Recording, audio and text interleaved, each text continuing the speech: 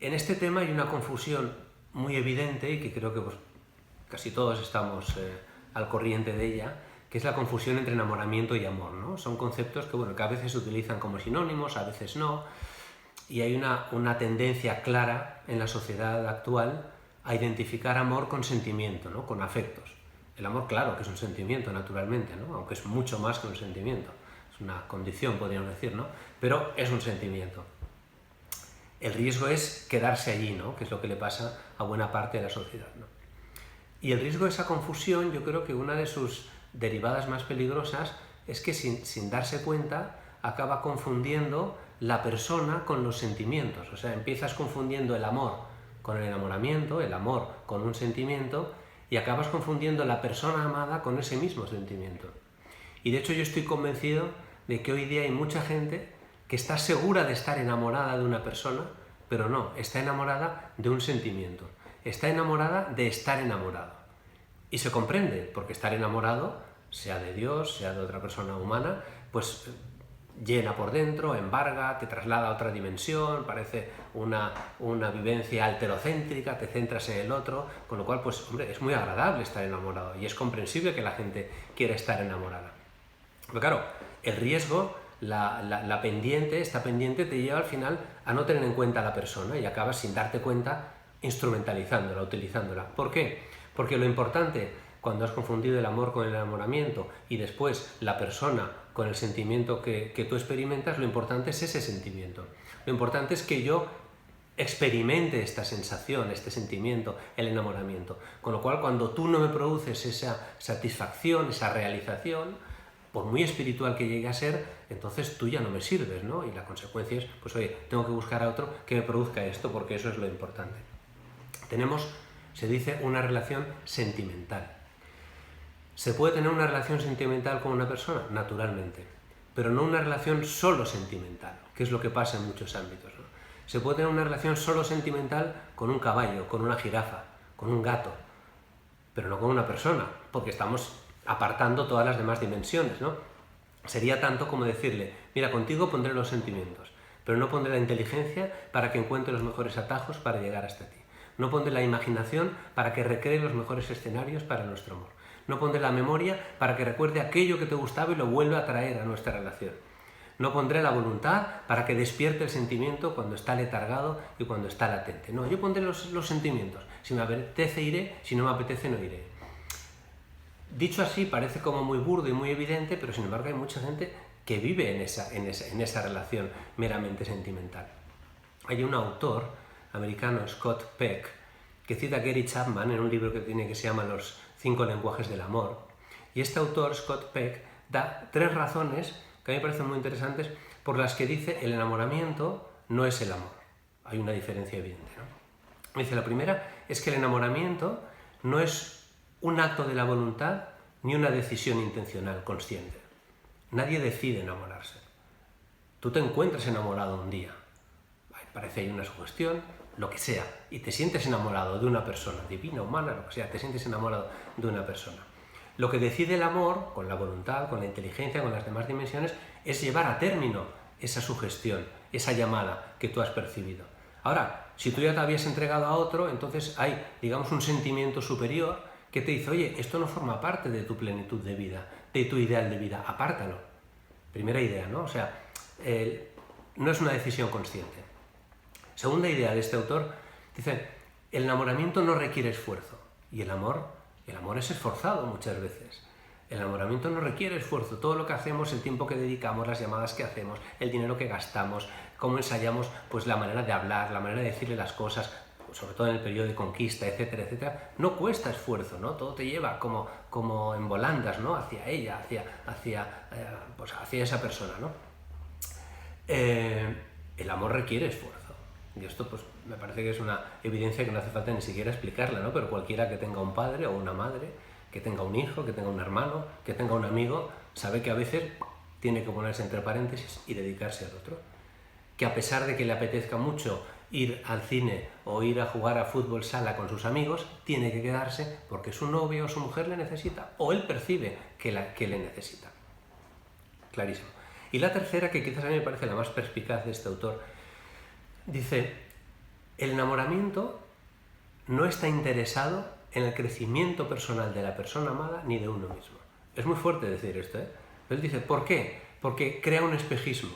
Como me encuentro tan bien aquí, en este fluir de corazones, oye, lo ideal sería que este momento se convirtiera en un momento eterno, desapareciera todo el mundo, toda la humanidad, y existiéramos solo tú y yo en este momento dulce de absoluta unión, ¿no? Dice, claro, ese es el espejismo que crea el enamoramiento. No, a mí me gusta ella como es, que no cambie, que no se desarrolle, que no crezca, que no alcance las altas cotas que Dios tiene pensadas para ella. No, porque si cambia, luego a lo mejor pues resulta que no me encaja bien. A mí lo que me va es esto es lo que me hace disfrutar. Esta es la idea, ¿no? Hay un filósofo, Armando Segura, que estuvo presidiendo el Centro de Orientación Familiar de Granada durante mucho tiempo, que en una conferencia que nos dio a los que estábamos en diversos centros de orientación familiar en España, nos decía, el secreto de la desgracia del ser humano es confundir el punto de partida con el punto de llegada. Y en el amor no hay punto de llegada, todos son puntos de partida.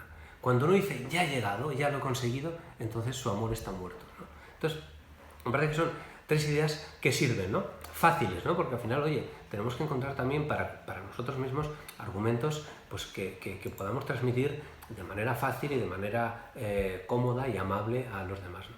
¿Qué pasa entonces con el enamoramiento? Porque claro, el sentimiento y el enamoramiento está sobre todo invadido de sentimiento, forma parte del amor y tiene que estar allí. Porque un amor solo de voluntad no es el apropiado para el ser humano. Luego, cuando hablemos de la voluntad, ya haré algún comentario sobre esto, ¿no? El enamoramiento, dice Joan Costabou en una conferencia que tiene por ahí publicada, que se llama, la tiene en catalán, ¿Per què hem de casar-nos? ¿Por qué tenemos que casarnos? ¿Por qué casarnos? Él dice, el enamoramiento está camino del amor. El enamoramiento tiene que llegar a un momento en que se eleve con la voluntad, con la inteligencia, y decida entregarse totalmente al otro. Porque el amor es así de radical. O me entrego a ti o te acabo utilizando. ¿Por qué te acabo utilizando? Porque hasta que yo digo, tú eres la importante, yo me entrego a ti y te amaré para siempre y pase lo que pase, hasta ese momento, aunque yo no me dé cuenta y nadie razone así, psíquicamente, es una aproximación antropológica, ¿no? Pero nadie piensa así. Pero en el fondo, hasta que llegue ese momento en que tú seas capaz de comprometerte para siempre, el centro, el criterio de gravedad de tu amor está en ti. El importante eres tú. Tú eres el criterio de valor del otro. El que decide si tú vales, cuánto vales y hasta cuándo valdrás, ese soy yo. Hasta el momento en que desplazo ese centro de gravedad hacia ti, hacia la persona amada y digo, ahora lo importante eres tú. Yo me entrego a ti. Yo me pongo a tu servicio y estaré siempre a tu servicio. Se produce, si no se llega a ese momento de la entrega total y definitiva, se produce una cierta utilización, ¿no? En términos kantianos diríamos que el otro se convierte en medio de mi realización, de mi propia satisfacción, en instrumento. Y ahí está en juego la dignidad humana, ¿no? Ningún hombre puede ser tratado como medio para servir a otro. Por lo tanto, si yo decido amarte, yo puedo decidir en qué grado te voy a amar. Te puedo amar como proveedor, te puedo amar como cliente, porque a la persona siempre hay que amarla. Te puedo amar como amigo, te puedo amar como compañero de un equipo de fútbol, te puedo amar como mujer, o como marido, o como hijo, como padre. Yo decido el grado de amor. Pero ese grado de amor me compromete. El otro día hablábamos de que el cuerpo expresa el grado de amor y hay allí como una gradación, ¿no? una progresión. Claro, se dice, hombre, pero si los dos estamos de acuerdo en que nuestro amor no es definitivo ni es para siempre, ¿por qué ahí hay un atentado a la dignidad humana? Si ella está de acuerdo y yo estoy de acuerdo en que, oye, vamos a probar y vamos a ver qué pasa y vamos a vivir juntos y si no va, pues oye, no pasa nada, separaremos nuestros caminos, etcétera, etcétera, ¿qué pasa, no? Es como si dijeras, oye, yo te robo la moto y tú me robas el coche, ¿no? Y dices, hombre, esto desde el punto de vista jurídico no son dos robos. Como hay un consentimiento, pues es una permuta, ¿no? Y la pregunta es, ¿el consentimiento de los dos en esta relación que no es definitiva sana, anula el reproche moral? La respuesta es, al contrario, lo duplica. Porque el consentimiento puede anular el reproche moral cuando tú estás hablando de bienes disponibles, como es un coche y como es una moto. Pero cuando es la dignidad humana la que es objeto de esa relación, entonces tú no puedes disponer la dignidad humana a tu capricho. Tú no puedes decir, mira, oye, tú me das un brazo y yo te doy una pierna. Eso no es una permuta. Esos son dos atentados contra la integridad física, que forma parte de la dignidad humana. Pues aunque no se vea, porque es espiritual, el amor y la entrega definitiva en el amor forma parte también de la dignidad humana. Con lo cual, sin darnos cuenta, le estamos utilizando al otro hasta el momento en que decimos amarle para siempre. El problema hoy día de mucha gente es que no se atreve que se pueda amar para siempre. Julián Marías que decía que una de las grandes enfermedades, y murió ya hace unos años, y esto lo debió escribir en los años 60 o 70, que una de las grandes enfermedades de nuestra sociedad es la falta de atrevimiento. Decía, la gente no se atreve a ser feliz. No se atreve a ser feliz en el matrimonio porque no es de curso legal, porque no se lleva, porque parece que nadie lo es. Y ahí creo que tenemos todos los que somos felices en el matrimonio una asignatura pendiente de dar a conocer ese ámbito de alegría y de felicidad que aporta el matrimonio, ¿no? Claro que se puede amar para siempre. Y de hecho los padres aman para siempre a sus hijos y los hijos a sus padres, no todos, pero bueno, yo creo que sí, casi todos. Claro que se puede amar para siempre. Y sobre esto iremos hablando, ¿no? Fernando Trullols, que es un médico especialista en sexualidad aquí en Barcelona, orientador familiar en el FERT, en el Centro de Orientación Familiar FERT, utiliza una analogía que, bueno, como todo ejemplo, pues es muy restrictiva, pero creo que es muy gráfica y tiene pues un punto de humor y de gracia. Y me dijo, puedes utilizarla, Javier, cuando quieras sin citarme. Yo le cito porque la idea fue de ella, ¿no? Y él me dice, claro que se puede amar para siempre. Dice, en Barcelona tenemos dos equipos de fútbol, el Barça y el Español. Dice, los del Barça es muy fácil que amen a su equipo para siempre, porque siempre les da alegrías. Dice, pero los de Español, y mi familia es casi toda del Español, estos aman a su equipo y nunca les da una satisfacción. Y sin embargo le aman para siempre y son capaces de empeñar su patrimonio, su salud, su voz, lo que sea por su equipo. Luego, si esto se puede hacer por un equipo de fútbol, ¿cómo no se debe poder hacer con una persona a la que elegimos y a la que entregamos todo lo que somos, ¿no? Entonces, aquí surge una dificultad y un miedo, un temor que es razonable, ¿no? en la juventud, pues que se está planteando esa decisión de amar para siempre. Si llega a comprenderlo, ¿no? Si con lo que dijimos el otro día en la otra sesión de la corporalidad, de la entrega de la corporalidad, de la entrega del cuerpo, y lo que estamos diciendo ahora de la entrega de los afectos y la decisión de amar para siempre y de la no instrumentalización de la persona, llegamos a la conclusión de que efectivamente el amor es para siempre, entonces dicen, entonces hay que asegurarse.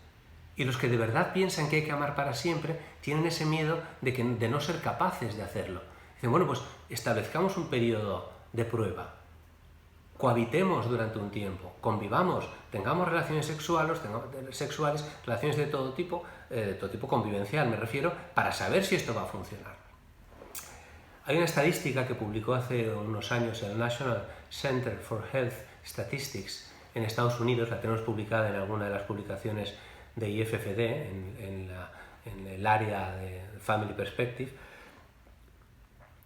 que arrojaba estos resultados. El 54% de los matrimonios que han convivido antes de casarse llegan al 10º año de matrimonio.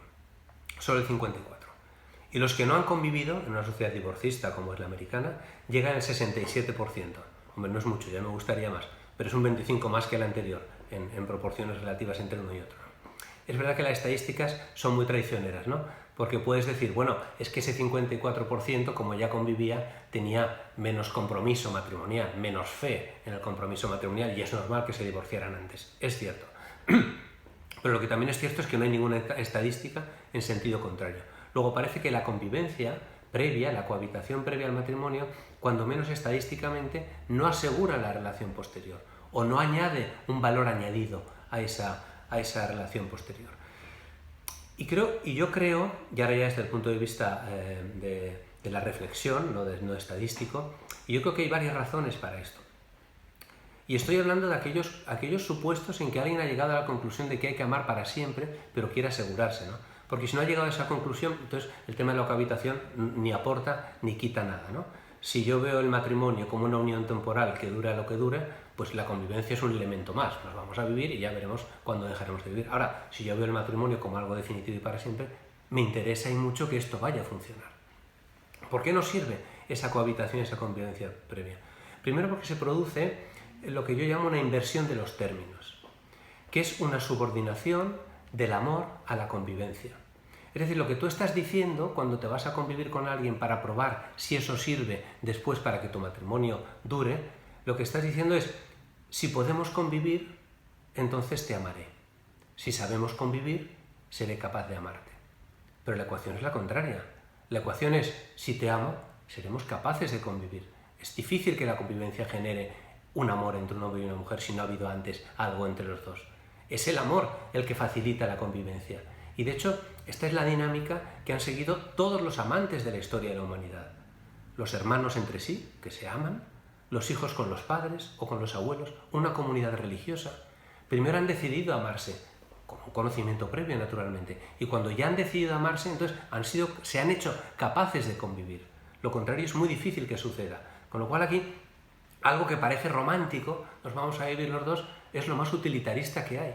Nos vamos a vivir los dos para comprobar si nuestro amor será posible en la convivencia. Es decir, vamos a sujetar lo romántico a lo utilitario. Si podemos convivir, entonces te amaré. Yo digo, la ecuación es la contraria. Si te amo, podremos convivir. ¿Por qué? Y esa es la segunda razón. Porque con ese sí definitivo y para siempre, yo me hago capaz de amar. Se produce, Tomás Melendo lo explica en uno de sus libros, se produce una transformación interna que quizás no percibo, pero que es evidente. Cuando yo digo te amaré para siempre, me hago capaz de hacerlo. Y a partir de ese momento, yo ya no soy el mismo que era antes. Todos mis actos tienen otra proyección. Hay grados de virtud, explica él, que no se adquieren con la repetición de actos. Hay grados de virtud que se adquieren con una decisión, con una determinación en un momento concreto. Por ejemplo, el valor para tirarse en paracaídas. No se adquiere dando saltos por la calle.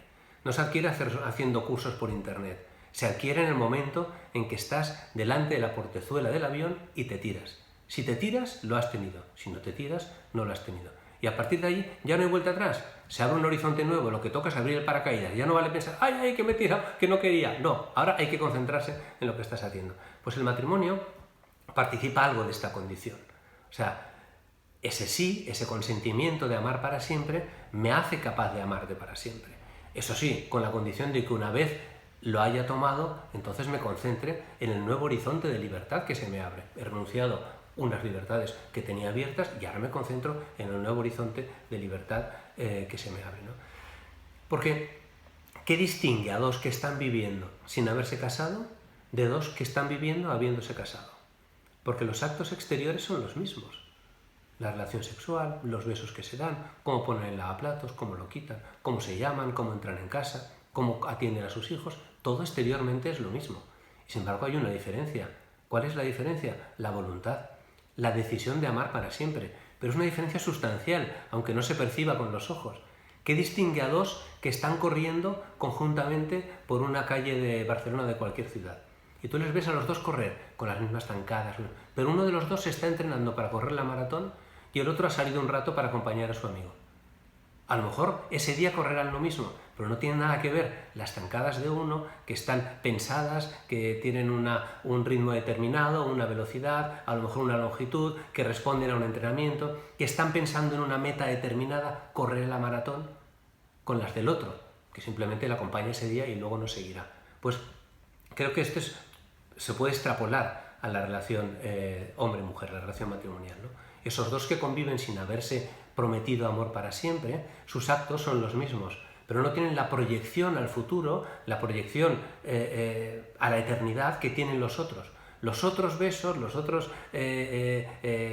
actos de poner lavaplatos, de ayudarse, de llamarse, de lo que sea, tienen una proyección y una energía que se proyecta sobre todo el futuro, mientras que los primeros no, aunque no nos demos cuenta de eso. Por eso el que está casado y se ha comprometido para siempre es o debería ser mucho más cuidadoso.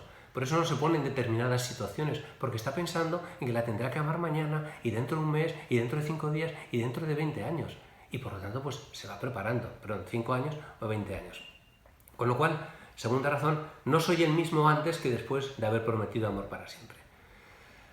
En tercer lugar, porque la prueba es imposible. Las personas no se prueban, me parece que esto no hace falta ni demostrarlo. Nadie prueba a una persona, yo no he visto a ninguna madre probando a un hijo. He visto uno ahí por la calle, ahora que empiezan a salir los niños en el confinamiento, y que parece un poco mejor que el mío, voy a ver si lo puedo. Bueno, igual lo cambio un tiempo y lo pruebo. No, las personas no se prueban.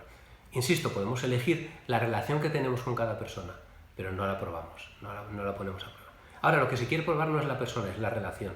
¿Puede probarse una relación de amor? No se puede probar una relación de amor, porque la prueba de los 20 no sirve a los 30, menos a los 50 o a los 60. La prueba con trabajo no sirve sin trabajo, la prueba con salud no sirve en la enfermedad, la prueba sin arrugas no sirve con, la prueba con 54 kilos no sirve con 98 kilos. La prueba de hoy no sirve para mañana, porque mañana puede caer en una depresión y tú tendrás que decidir si le sigues amando o si la abandonas a pesar de que esté en una depresión. Luego la convivencia no sirve como prueba para asegurar ese amor. Lo que puede asegurar el amor es la decisión, es la voluntad de hacerlo. Otra cosa es que haya un periodo de conocimiento mutuo y de verificación de ese amor, que se llama noviazgo. Y la otra razón, la otra prueba, podríamos decir, sería el sexo, ¿no? O sea, ¿hay que probar el sexo? ¿Ayuda a probar el sexo? Bueno, yo creo que es lo que menos importa probar porque va a gustar a todo el mundo, eso no hay ningún problema. Me remito a la sesión anterior en la que hablaba de la gradación y la entrega de la corporalidad. Ricardo Yepes habla de la sonrisa falsa, ¿no? Él dice que la entrega del cuerpo sin la entrega de la persona, y la persona incluye el tiempo, la cronología, todo lo que soy, dice es una sonrisa falsa, ¿no? Es una sonrisa falsa, es un grupo de músculos que se mueven para expresar lo que en realidad no se siente, ¿no? Dice, pues, la entrega del cuerpo sin la entrega total de la persona, la entrega de mi intimidad corporal sin la entrega de mi intimidad personal es como una sonrisa falsa, ¿no? El sexo no es un juguete y con el sexo no se puede jugar, no se puede probar, porque no es una prueba inocua. El sexo es un arma poderosa y un adictivo potente, como tuvimos ocasión de ver el otro día. Y cuanto más joven se es, más incidencia tiene y esa relación sexual puede llegar a nublar las facultades y dificulta la elección, porque tiene una fuerza, una vis invasiva y atractiva muy potente que acaba disculpándolo todo. Y una relación sexual acaba olvidando todo. Oye, pues va, lo olvido, pero no has ido al fondo de la relación, no le has conocido, se te han escapado muchas cosas si entras en esa dinámica de una relación sexual, sobre todo joven y a determinadas edades, continua, ¿no? ¿Por qué? Por lo que decíamos el otro día de que el sexo tiene ese significado unitivo que sigue generando siempre. Por lo tanto, lo que en una pareja que se ha prometido amor para siempre y que está casada se convierte en una gran ventaja, que es la relación sexual que produce esa unión de los cuerpos y de las almas, esa unión de ese alma inmortal con ese cuerpo al que está unido inescindiblemente y que es la persona humana. En el caso de que no haya un compromiso de amor para siempre, pues esa relación que genera ese efecto de unión se puede convertir en una rémora, en una dificultad a la hora de decidir. Porque antes de tomar esa decisión, que realmente es muy importante, muy comprometida de amar para siempre, yo he de estar seguro y he de conocer a la persona. Y eso me puede despistar, puede ser que no, según los casos, pero yo creo que tampoco... bueno, me remito a la sesión anterior, ¿no?